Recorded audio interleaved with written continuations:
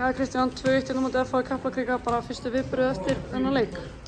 Bara mjög ánægður með leikinn hjá leikmönnum. Þær sett hann vel upp og þær framkvæmdu líka uppleggið mjög vel og einhvern veginn náðum að vera að færa liðið rétt allan tíma. Það riðlaðist lítið nema bara akkurat þessar mínútur þarna eftir við skorum annað marki og fáum okkur þetta mark. Það kom smá hjartsláttur í alla en annars bara leit þetta vel út. Hvert var svona uppleggið að koma í leikinn? Var það að halda skipulagi og reyna að breyka hratt eða var það?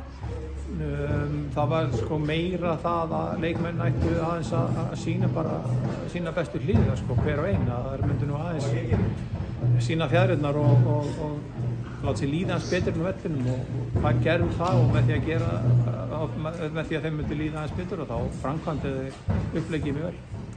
Hluti að vera ánægð með það að fá hann á sigur farandi inn í þessa mánaðarlöngu pásu. Það hefði verið ansið þungt að fara inn með 9 stig eftir 10 leiki í þessa löngu pásu.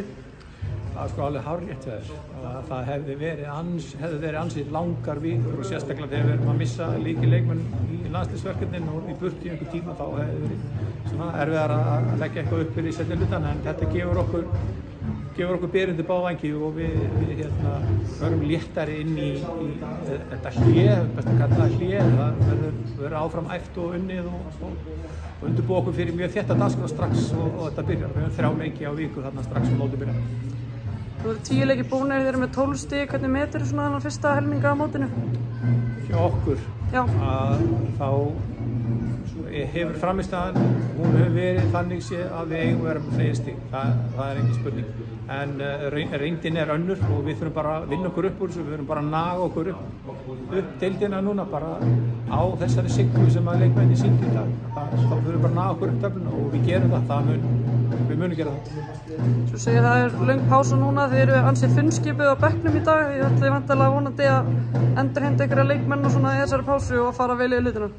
Já, vonandi koma einhverja aðeins tilbaka sem hafa verið í meiðslum. Það er svona, við höfum vona á 1-2 og það er alveg rétt og við munum skoða leikmannagrúpan hvort við bætum við 1 eða 2 leikmannum. Við munum gera það.